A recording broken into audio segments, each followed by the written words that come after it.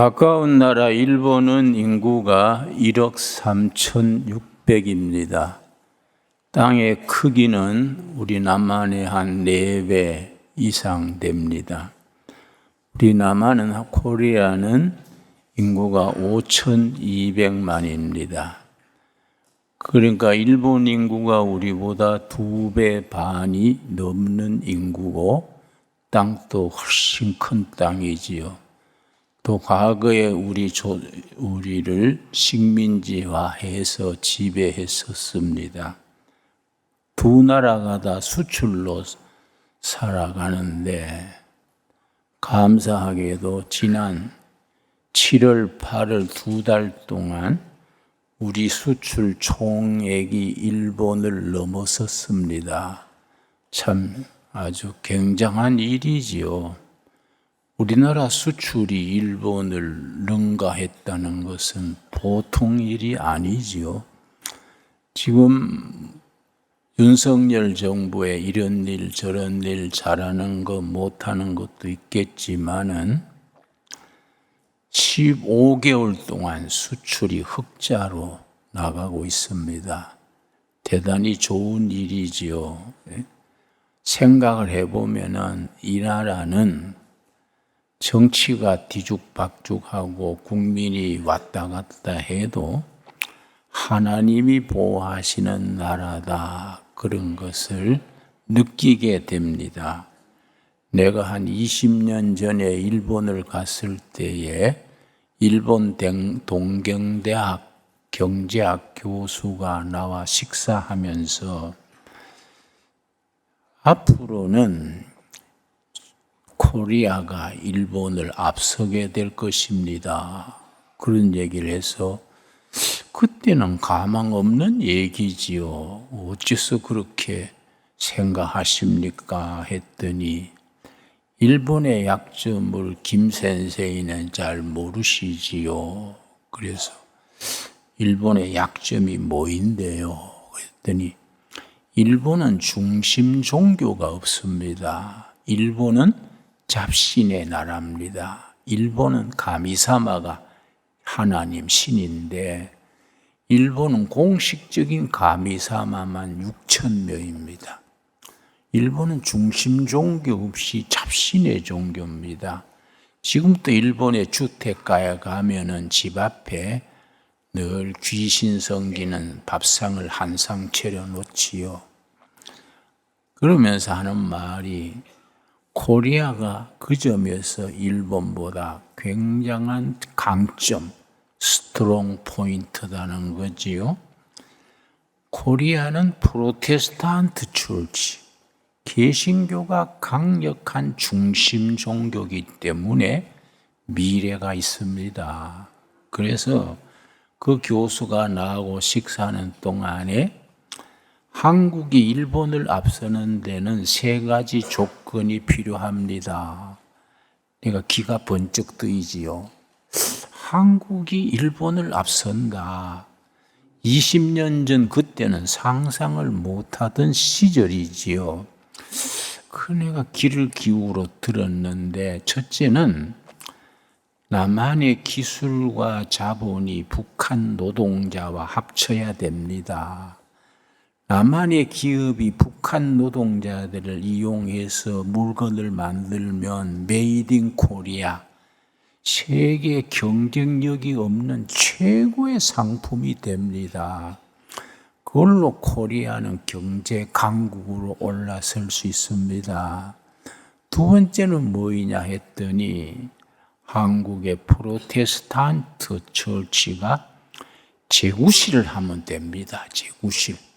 교회가 재구실을 하면은 코리아란 나라는 세계 인류 국가로 나갈 수 있습니다. 세 번째는 뭐이냐 했더니 이 세 번째는 우리가 생각하지 못하는 점이지요. 세 번째는 그 사람이 그 얘기하는 걸 내가 참 유심히 들었습니다. 어떻게 일본 동경대학의 경제학 교수가 일본과 한국에 대해서 그런 얘기를 할까? 내가 상당히 마음에 새겨들었지요. 그러니까 한국의 중심 종교가 개신교라는 것 때문에 한국의 미래가 열린다는 거지요. 그러니까 우리 교회가 교회 구실을 하면은 한국이 통일 한국을 이루어서 세계 강국으로 나아갈 수 있는 아주 중심이 된다는 겁니다. 우리가 1945년 해방된 이후로 지금까지 세 가지를 이루었습니다. 전 세계가 알아주는 세 가지지요. 두 가지가 남았어요. 두 가지만 이루면 우리 민족의 목표를 이룰 수 있습니다. 첫째는 우리가 산업화를 했지요. 둘째는 민주화를 했지요. 세 번째는 이제 정보 지식사회. 일본은 아직도 아날로그 시대지요. 근데 한국은 디지털 시대에 성공해서 디지털이 전 세계 1위를 다투는데 일본은 아직 아날로그 시대지요. 이 차이가 엄청난 거입니다. 그러니까 한 10년 전에는 세계 10대, 20대 부유한 회사를 꼽으면 일본이 6기업, 7기업 들어갔었습니다. 지금은 세계 가장 부유한 회사를 뽑으면은 일본은 하나라도 못 들어가요. 우리는 2기업이 들어갑니다. 삼성, 현대. 근데 주로 미국 기업이 7, 8 들어가는데 전부 디지털 기업이에요. 전부 아마존이라든지 여러 가지 디지털 기업들이 세계의 선두 기업으로 국력의 기초를 이루는 겁니다. 그러니까 우리가 한국 교회가 잘하면은 이 나라가 제대로 된다. 일본 학자의 얘기인데 내가 그 뒤로 그 얘기를 자주 생각을 하지요. 우리 국민성에 강점이 있습니다. 종교성이 깊다는 겁니다. 전 세계에서 종교성이 깊은 국민을 두 국민을 꼽습니다. 이스라엘과 코리아지요. 근데 두 민족이 다 국민의 평균 지능 지수가 높기로 유명합니다. 이스라엘은 평균 IQ 지수가 97점, 한국은 105점입니다. 3등은 베트남 93점 이렇게 내려가지요. 우리 국민은 본래가 총명한 데다가 근면하고 또 이웃을 배려할 수 있는 배려한 마음이 있고 거기에다가 중심 종교가 개신교가 딱 자리 잡고 있기 때문에 나라가 부강할 수 있는 기초를 이루지요. 그래서 세계 가장 종교성이 뛰어난 두 민족 이스라엘과 우리나라가 아시아에서는 처음으로 지난해 이스라엘과 한국이 FTA를 맺었습니다. 서로 간에 경제 협력하기로 맺고 기술 경제를 교류하기로 했지요. 이스라엘 사람들이 우리에 대해서 뭐라고 말하느냐 하면은 여러 가지 아이디어, 이 첨단 산업 이런 거는 이스라엘이 앞서는데 이스라엘이 한국에 도저히 못 따라가는 게 있다는 거예요. 뭐냐 하니까 제조업이죠. 제조업. 조선, 자동차, 반도체 이런 제조업은 이스라엘은 연구를 해가지고 아이디어는 내는데 제조할 수 있는 능력이 한국에 뒤진다는 겁니다. 두 번째 뭐냐 그랬더니 한국인의 공동체 정신, 단결하는 마음. 가장 세계가 놀란 것이 1997년 IMF가 터졌는데 우리 국민들이요 자발적으로 외채 갚으려고 금 모으기 운동을 했습니다. 전 세계가 놀랐습니다. 그냥 아줌마들이 애들 잔치 때 해줬던 가락지, 아줌마들의 금목걸이, 금귀걸이 다 모아가지고 빚 갚자고. 그래서 그걸 30억 달러나 모아가지고 그래서 우리 IMF 빚 갚는데 그걸 쓰게 했습니다. 그래서 전 세계에서 많은 나라가 IMF 혜택을 받았는데 코리아가 가장 짧은 기간에 빚을 갚은 기록입니다. 이 한국인의 단결력, 한국인의 공동체 정신이지요. 그래서 우리가 참 이런 국민적인 장점을 이루는 데는 영성이죠. 영성이 기초가 돼야 중심 종교가 딱 제자리 잡고 국민 정신을 창의력 있게, 상상력 있게, 개척 정신을 가지고 나가도록 국민 정신을 깨우쳐야 됩니다. 여러분, 요즘은 UN 산하의 보건기구를 WHO라 그럽니다. WHO, UN 산하 보건기구인데 WHO에서 건강의 기준을 3가지로 잡았습니다.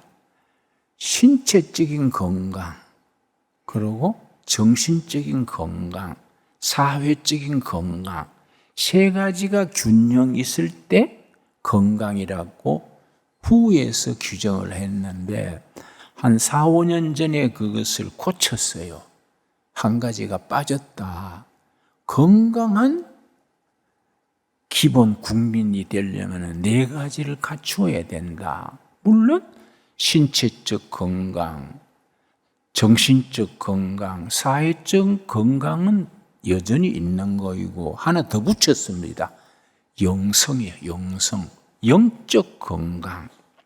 영성이 건강해야 진정한 건강이다. 이거는 세계보건기구에서 그렇게 규정을 한 겁니다. 그래서 그 나라 국민들이 건강하냐, 병들어 있느냐, 그걸 측정하는 기준이 신체적으로 건강하냐, 정신적으로 건강하냐, 사회적인 관계에 건강하냐, 더하기 영적으로 건강하냐.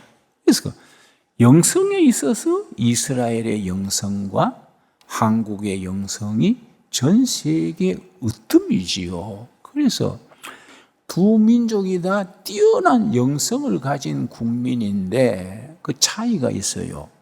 이스라엘은 뛰어난 영성으로 이사야서를 쓰고 요한계시록을 쓰고 이 성경이란 책을 그들은 이루었지요. 그런데 한국도 이스라엘 못지않는 영성을 가지고 이런 위대한 성경을 만들지 못하고 정감록, 토정비결 뭐 이런 걸 만들어 가지고 해마다 토정비결 읽고 금년의 운세가 어떻다. 그러나는 조선일보, 동아일보 이런 신문은 우리나라에 없던 데는 신문사 아닙니까? 그런데 매년 1월 달이 되면 내가 고개를 갸우뚱해요. 조선일보 같은 데서 신문에 금년 운세는 어떻다. 조선일보의 뒤에 사회면에 쓰여요. 그래서 무슨 짓을 하냐. 우리나라의 국민 정신을, 사회를 이끌어가는 인류 언론기관이 뭐 운세가 어떻고 저떻고. 우리 민족이 뛰어난 영성을 가지고 해마다 토정비결 1월 달에 읽고 운세가 어떻다. 자주 얘기합니다마는 내가 12살 때 우리 집안이 토정비결을 읽었어요. 내가 생일을 딱 음력으로 생일을 딱 기입해서 토정비결의 날을 찾았더니 그때 12살 때 금년에 아들 얻을 운세로다. 그렇게 나와서 온 식구들이 웃었습니다. 그걸 가지고 뭐 그렇게 운수를 점치고. 그런데 130여 년 전에 이 성경이 우리 민족에 들어온 겁니다. 성경을 읽고 지금요 전 세계에서 성경을 필사하는 거, 창세기 1장 1절서 요한계시록 마지막 절까지 다 일일이 쓰는 성경 필사하는 숫자가 한국 교회가 최고입니다. 최고. 내가 아는 분은 성경 필사를 4번째 했는데 4번째 필사했는 책을 나한테 선물을 했어요. 읽어보면요, 그 책 한 권에 성경 전체를 일일이 적은 겁니다. 필사를 했습니다. 그런 게 우리의 영성의 기초지요, 기초. 그리고 우리 새벽기도 같은 거는 해외 교회에서는 상상을 못합니다. 미국 교회 목사들이 한국 교회 목사들 새벽기도 한다 그러면은요, 이해가 안 된다는 거예요. 새벽에 자야지 어떻게 기도하냐? 목사 혼자 하냐? 교인들도 나오냐? 물론 교인들이 나와서 같이 기도해야 하는 거이지. 응? 그런 게 우리 영성의 기초지요. 우리 영성의 위에 기초에 복음이 있는 겁니다. 영성과 복음은 차이가 있습니다. 예를 들어서 신라의 위대한 스님이 원효 스님인데, 원효 스님이 하루는 이제 새벽 예불에서 깊이 이제 예불 드리는데 환상을 봤어요. 그해 8월달 여름에 대홍수가 나서 낙동강 가에 있는 주민들이 다 물에 떠밀려 가는 환상을 본 겁니다.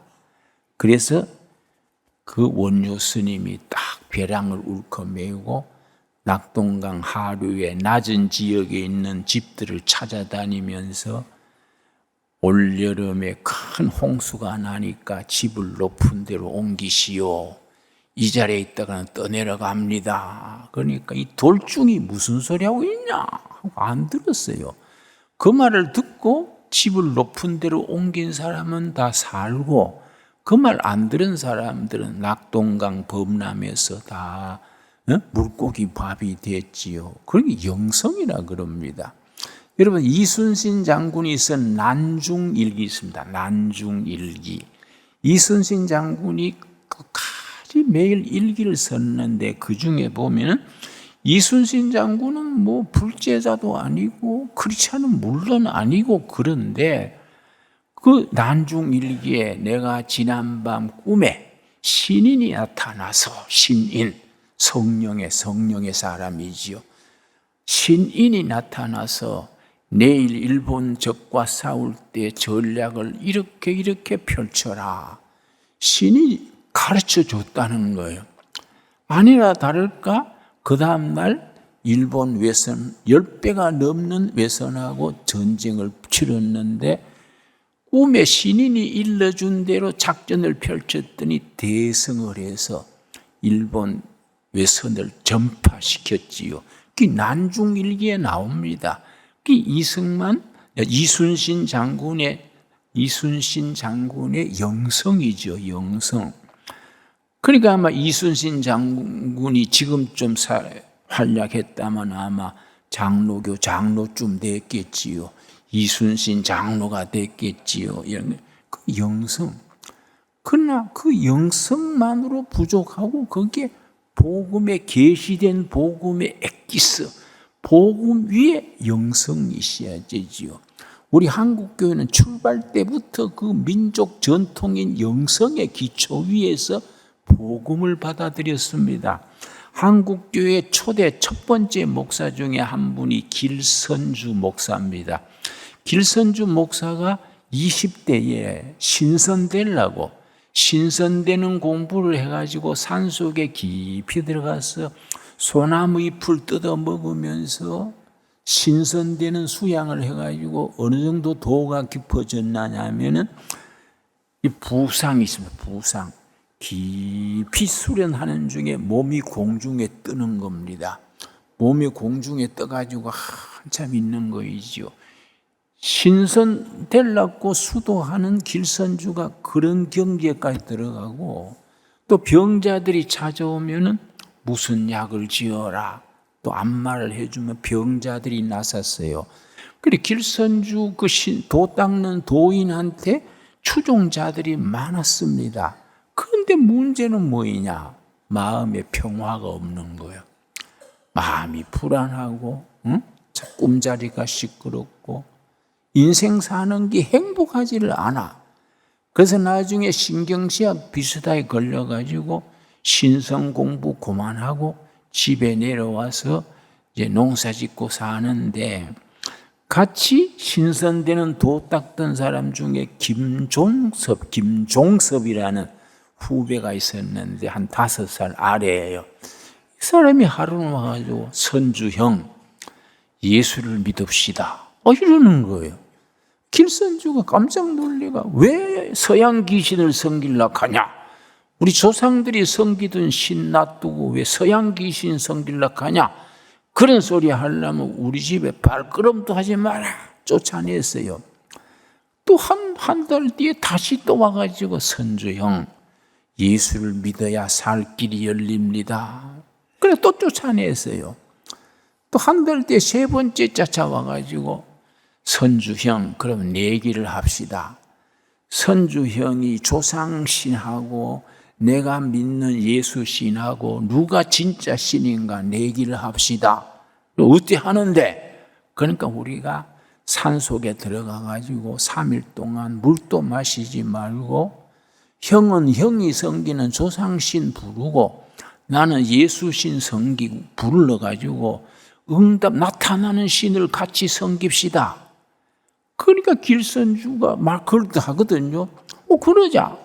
산속에 옛날 신선 되려고 도 닦던 데 가가지고 둘이서 다 목욕 재개하고 바위 위에 앉아가지고 3일 동안 공을 들였습니다. 그런데 3일째 되는 날 밤에 예수님이 길선주한테 나타났어요. 방울 소리가 들리고 향기가 가득하더니 흰옷 입은 예수님이 나타나가지고 선주야 내가 네가 찾는 참신 예수다. 그래서 꼬꾸라진 거예요. 그 길선주 목사가 나중에 된 겁니다. 그 길선주가 목사 되기 전에 1907년 그 장대영교회 장로가 됐었는데 장대영교회 장로로서 전국 교회 남전도회 도사경회 전국에 있는 교회의 남전도회 회장 총무들 불러가지고 1907년 1월 2일부터 1월 13일까지 도사경회, 연합사경회를 도사경회라 그래요. 평양 장대영 교회에 모여가지고 도사경회를 열었습니다. 그러니까 길선주 장로가 장대영 교회 연합평신도 회장이 됐으니까 주최를 해가지고 전국에서 1200명이 모였습니다. 각 교회의 평신도의 회장 총무들이 모여가지고 평양에서 그렇게 장대영 교회에서 1월 2일부터 13일까지 하루 종일 예배드리고 성경 공부하고 했는데 그 1200명 모인 사람들 중에서 사흘째 되는 날 새벽에 그 교회 장로님이 앞에 나와가지고 가슴을 치면서 회개했습니다. 내가 장대영 교회를 건축할 때 내가 건축위원장으로 재정 부정을 했습니다. 내 헌금을 가지고 내가 사용으로 썼습니다. 하나님 앞에 죄인이고 성도들 앞에 죄인입니다. 막 가슴을 치면서 회개하니까 그 회개의 영이 온 무리에게 역사가지고 평양 대부흥 운동 시작이 됐습니다. 막 가슴을 치며 각자 지은 죄를 회개하고 몸을 뒤집으면서 성령 받아가지고 가슴을 치며 회개하고 그래서 그 평양 도사경회로 인해서 조선교회 교인이 20만 명이 늘어났다는 겁니다. 엄청난 부흥을 했습니다. 그런데 세계 교회사를 쭉 읽어보면은 그 성령의 대부흥 운동이 터울이 있어요. 거의 100년 주기로 대부흥 운동이 전 세계적으로 이 나라에서 저 나라에서 불쑥불쑥 솟아납니다. 그러니까 우리가 1907년에서 1912년까지 5년 동안 평양 대부흥 운동이 일어났는데 그 100년 조금 지났지요. 100년 지나가지고 지금 한국 교회가 많이 참 약해져 있습니다. 교회가 약해졌다기보다가 목사와 성도들의 신앙의 확신, 그런 말씀의 능력이 약해졌다 하겠지요.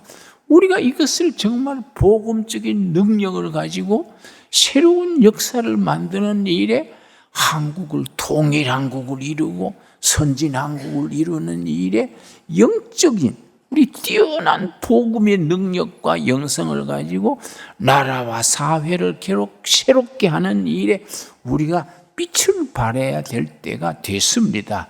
여러분 아멘 하시지요? 그래서 우리가 1945년 이후 지금까지 79년 역사 동안에 우리가 세계가 감탄하게 이룬 거 3가지 말씀드렸지요. 산업화, 그리고 민주화, 3번째 정보 지식화. 그래가지고 우리를 억압했고 종으로 부려먹던 일본보다 우리가 앞서게 된 거예요. 일본보다가. 이게 얼마나 위대한 역사입니까? 이제 앞으로 남은 게 2가지지요. 2가지가 남아 있습니다. 그래서 앞에 이룬 3가지를 한강의 기적이라 그럽니다. 그런데 한강의 기적에서 한반도의 기적으로, 우리 조선반도 전체 한반도의 기적으로 이것을 성화, 발전시켜야 될 책임이 우리 신강들에게, 성도들에게, 한국 프로테스탄트 교회 성도들에게 주어진 겁니다.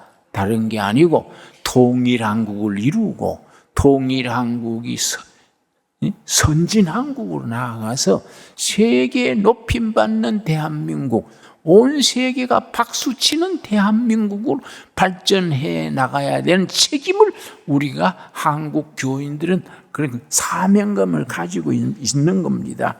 꼭 그런 역사가 있게 될 줄로 믿습니다. 여러분, 우리가 뛰어난 영성, 복음적인 열정을 가지고 잠들어가는 역사를 깨우치고, 여러분, 내가 가끔 텔레비 들어보고 보면 우리나라 국회에서 하는 거 보면서 한숨 나지 않습니까? 국민의 평균 수준이 안 되는 사람들이 국회의원 돼가지고 뭐 청문회 한다고 하는 거 보면요, 저 한심해요.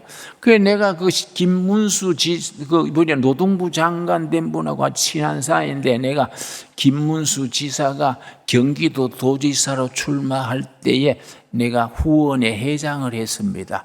열심히 모금해가지고 후원의 현금을 갖다 줬더니 이 사람이 당선된 뒤에 17억인가 남았어요. 10몇 억이 남았어요. 그걸 가지고 나는 김 지사 우리 모두 도와가지고 후원에 해가지고 당선됐으니까 도와준 사람들 전부 모아가지고 밥 한 번 사서 잔치 한번 벌립시다. 그랬더니 김문수 지사가 가만히 있더니 홀랑 주황당에 갖다 받쳐버렸어요. 그리고 우리가 쳐다보고 후원한 사람들은 입만 다신 겁니다. 그래서 김 지사, 물이 너무 맑으면 고기가 안 모여. 응? 그렇게 너무 맑게 하면 사람이 안 모여. 그런데 아이고, 내 성질도 내 팔자지요. 그런데 팔자도 고치면서 사는 게요. 그런데 이번에 그 청문회 하는 거 시원하더라고요. 쓸데없는 소리 하니까 딱 부러지게 얘기하더라고요. 그래서 내가 역시 김문수다. 내가 전화해가지고 잘하대. 내 서울 가면 쏠게. 내가 그랬는데, 여러분, 우리가 그런 정직하고 영성 위에서 바른 정신으로 국민을 깨우치면 이 나라가 되는 겁니다. 안 그렇습니까? 그래, 국민 정신을 깨우치고 정직하게 세계로 뻗어나가는 길이 어디서 나옵니까? 성경 말씀에 분명히 얘기하는 겁니다. 오늘의 본문 말씀, 여러분 로마서 8장 12절에서 13절 말씀, 오늘의 본문 말씀입니다. 우리는 절대로 이 말씀을 앞세우고 나가야 됩니다. 로마서 8장 12절 14절 말씀. 그러므로, 여러분, 그러므로라는 말 읽을 때마다 기억하십시오. 그러므로 앞에 복음의 팩트, 복음의 핵심이 나옵니다. 예수님이 우리 위해 죽으시고 부활하시고 생명을 주셨으므로, 그러므로 우리는 이렇게 살자. 그러므로 앞에 복음의 핵심이 나오고 그러므로 뒤에 우리의 실천 사항이 나오는 겁니다. 그러므로 형제들아 우리가 빚진 자로 돼. 우리가 빚쟁이 아닙니까? 여러분 옛날 집 빚 안 져보셨지요? 나는 남양만에 소단지 대지단지 하다가 빚을 잔뜩 져가지고 빚쟁이들이 날마다 들이닥치는데 여러분 빚진 죄인이라고요. 빚지고 나 인격도 없고 무슨 인권도 없고 미래도 없고 참 빚쟁이들 너무 앞뒤다 너무해. 아줌마들 7~8명이 꽉 달고 들어가 사기꾼 목사 옷 뺏기자 하고 달고 들었는데 대책 없더라고요. 1년에 수원검찰청에 조사받으러 23번 갔습니다. 23번. 빚쟁이라는 것에 대해서 지금도 생각하면 손에 땀이 나요. 우리가 다 빚진 자로 돼. 나 하나님의 은혜로 빚을 벗어났지요. 여러분 혹시 우리 성도님 중에 빚쟁이 있습니까? 12 로마서 말씀대로 한번 벗어나요. 뭐라 그랬습니까? 빚진 자로 돼 육신에게 져서 육신대로 살 것이 아니니라. 내가 빚졌을 때 이 말씀 읽고 내가 목회하는 걸 하나님이 기뻐하시는 영적인 목회가 아니구나. 세상적인 국민 마을 소득 증례 그걸 위해서 만날 뛰댕기니까 하나님이 기뻐하지 아니하셨구나. 육신에게 져서 육신대로 사는 게 아니다. 그럼 어떻게 해야 됩니까? 깨달았다고 빚이 없어지는 거 아니지 않습니까? 12절에 뭐라 그랬습니까? 13절에 너희가 육신대로 살면 반드시 뭡니까? 죽을 것이로되. 또 어떤 번역에는 실패할 것이로되. 네가 하나님의 자녀로서 목사로서 교인으로서 육신적으로 세상적으로 살면 너는 죽을 것이로되 실패할 것이로되 어떻게 해야 되느냐? 영으로서 몸의 행실을 죽이면 살리라. 영적으로 네 삶의 방향을 바꾸어라. 네 살아가는 삶의 방식을 바꾸어라. 그렇게 세상적으로 물질적으로 그렇게 살라 하지 말고 영으로 바꿔라. 그러면 살리라. 정신이 번쩍 들었습니다. 하나님께서 이걸 가르쳐 주시려고 내가 빚쟁이들한테 그렇게 수모를 당하게 했구나. 근데 회개했습니다. 회개하고 나니까 참 이상하지요. 진심으로 회개하고 하나님 내가 잘못해서 하나님 나를 꾸지름하느라고 이 빚잔치 하게 했습니다. 내가 영으로 돌아가겠습니다. 기도하고 회개하고 금식하고 성령님 붙들고 나가겠습니다. 마음에 평안이 왔어요. 내 지고 있던 빚이 예수님께로 넘어갔어요. 어깨가 캬분해진 겁니다. 내 빚이 예수님께서 가져가셨어요. 편안한 마음으로 그 다음 주일날 내가 교인들 앞에서 회개했어요. 여러분 목사가 너무 세상적으로 농민들 소득 증대하는 거, 그 생활 향상하는 거 그거 뛰어다니다가 하나님이 기뻐하지 아니하셔서 우리 모두 고생했습니다. 내가 지난주에 닷새 금식하는 중에 로마서 8장 12절 13절 말씀 읽고 내가 성령님이 나를 깨우쳐 줬습니다. 우리가 다 밑바닥에 내려가서 영으로 시작합시다. 성령님 의지하고 말씀으로 기도로 합심해서 나갑시다. 빚은 하나님이 해결해 주실 줄 믿습니다. 네, 그랬더니 교인들이요 울면서 목사님 너무 억울하잖아요. 만져보지 못한 돈인데 목사님이 덤태 있어가지고 고생만 하고. 그래서 억울할 거 없습니다. 다 하나님께서 우리를 깨우치시는 겁니다. 그러니까 우리가 같이요 손 들고 찬송 불러서요 천부여 의지없어 손 들고 옵니다. 그래 내가 막 같이 울면서 불렀어. 강대상에 나도 부르고 교인들도 울면 부르고 천부여 의지없어서 우리 손 들고 한번 같이 한번 부릅시다. 손 들고 천부여 의지없어서 손 들고 옵니다. 주 나를 박대하시면 나 어디 가리까. 아멘. 내 죄를 씻기 위하여 피 흘려주시니 고되게 하는 마음으로 주 앞에 옵니다. 우리가 그러면 울면서 불러서 울면서 눈물을 쭉쭉 흘리면서 또 부르고 또 부르고 부르다가 그냥 헤어졌어요. 그런데요, 그 다음 날부터 역사가 나더라고요. 그 조암이란 그게 면소재지에서 농협에서 전화가 왔어요.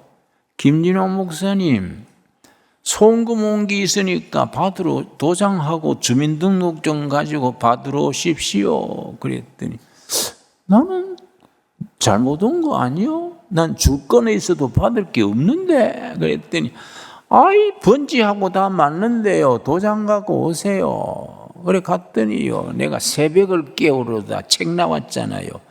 일본에서 송금이 왔어요. 일본에서 출판이 돼가지고 베스트셀러가 돼가지고 그 인쇄가 들었죠. 인쇄가 들어왔어요. 내가 봉투 받아가지고 입을 맞추고, 아이고 하나님 감사합니다. 이게 웬 떡입니까 이게. 여러분, 하나님한테 인정받아야 돼요. 여러분, 세상적으로 이리 뛰고 저리 뛰고 꾀쓰지 맙시다. 하나님한테 인정받읍시다.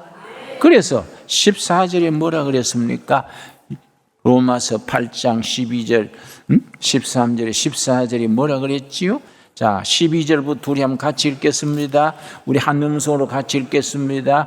그러므로 형제들아, 우리가 빚진 자로 돼 육신에 깨져서 육신대로 살 것이 아니니라.